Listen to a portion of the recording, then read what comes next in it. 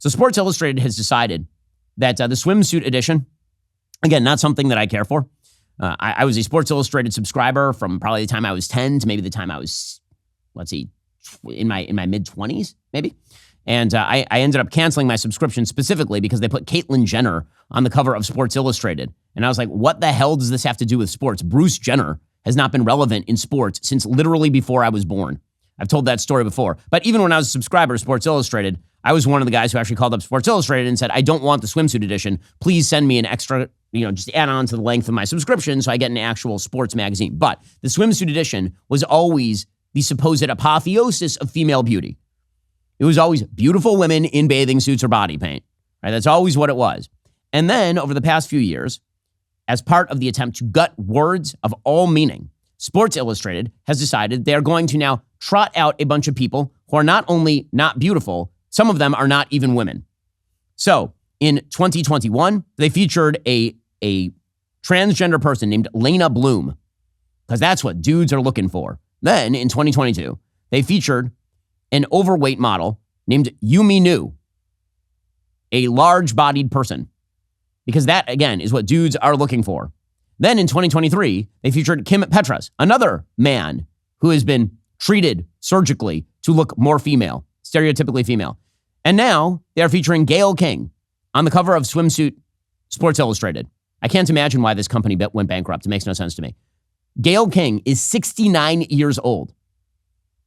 Now, I suppose that as an aging brand, they're looking for that AARP membership or something. And they just want the crossover with the AARP magazine. But of course, this has nothing to do with the standards of beauty.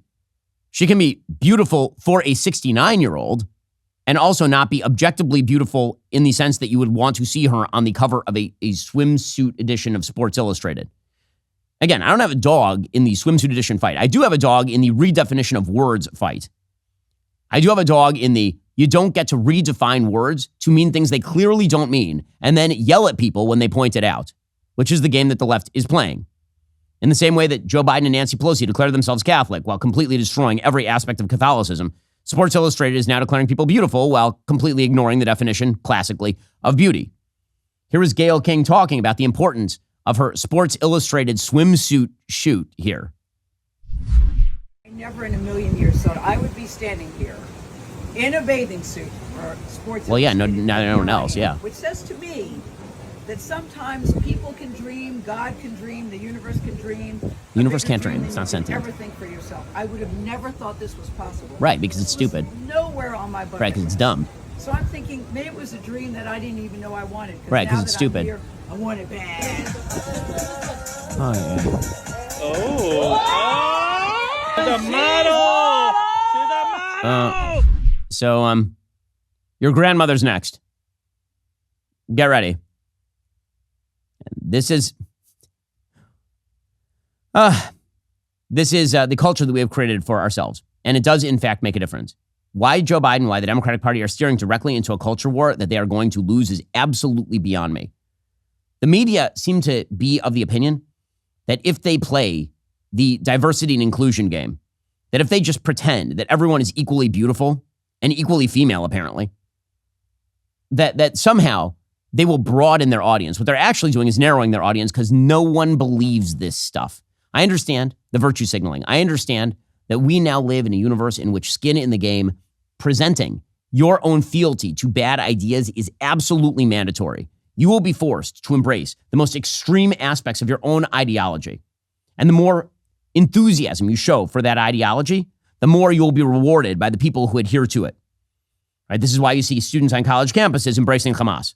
Because you have to embrace the most crazy manifestation of the thing you are arguing for in order to demonstrate fealty to the ideology. The left is going to do this with everything. You want to demonstrate that you are tolerant and diverse? You have to say that Gayle King is a beautiful young woman like Brooklyn Decker or something.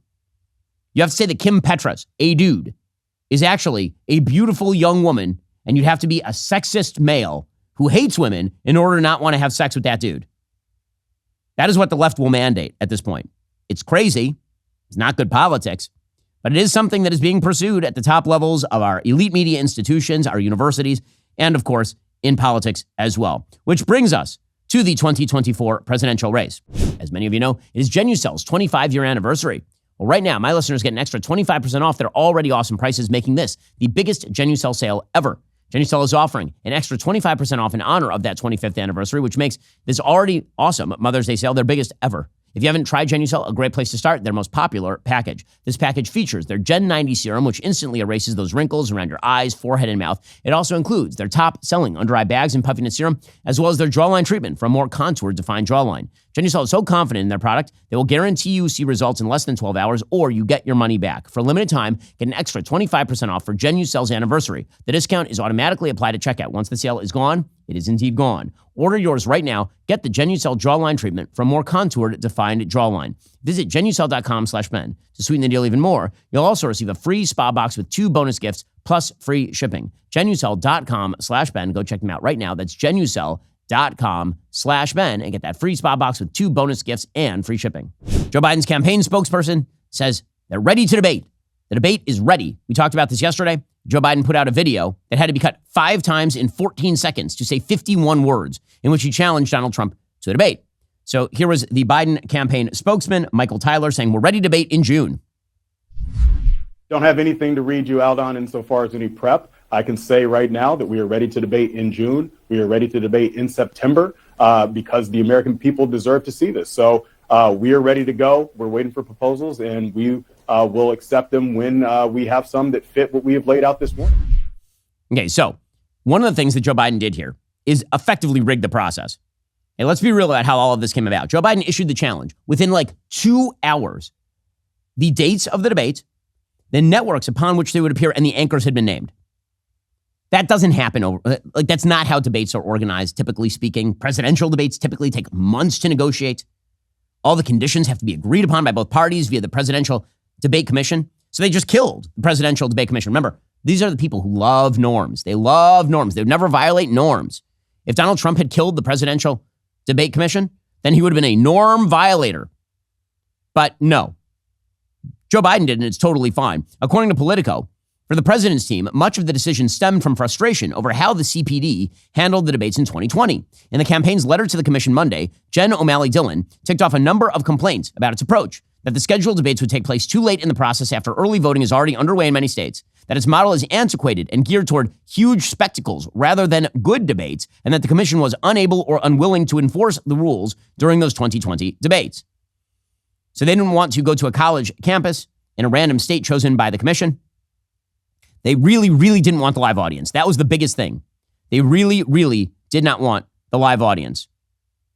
Also, O'Malley Dillon was whining that the commission failed to enforce the rules in 2020 because Trump flouted his requirement about being tested for COVID or some such nonsense. The real answer here is the reason that they're getting rid of the commission is because Joe Biden does not want RFK Jr. on the stage. That is the real reason that he's doing this.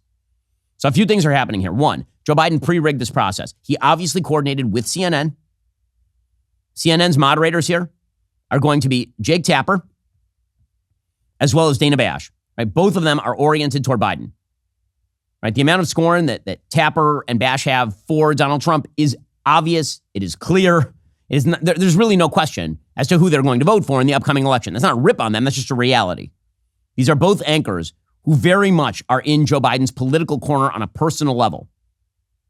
They will say that's just because objectivity requires they be in Joe Biden's corner, but they are, in fact, on the political left. I mean, there's just no question. I'm honest about my own biases, and it irritates me when people are not honest about their own biases. These are both anchors who are going to vote for Joe Biden in the upcoming election. And again, this agreement happened really, really quick. Like Joe Biden announced it, Trump said, okay, and boom, it was ready, which means this was pre-organized. As even Brian Stelter was pointing out, Playbook was pointing this out as well, that this was essentially pre-planned. Again, the idea that they randomly just announced a debate and magically it was ready to go is totally insane. That obviously is completely and utterly untrue, which means that it's effectively rigged. Are you tired of the lies and the twists of the mainstream media talking points? Yeah, me too. Join me in my newest series, Fact, where I dismantle and bring truth to this tiring mainstream agenda.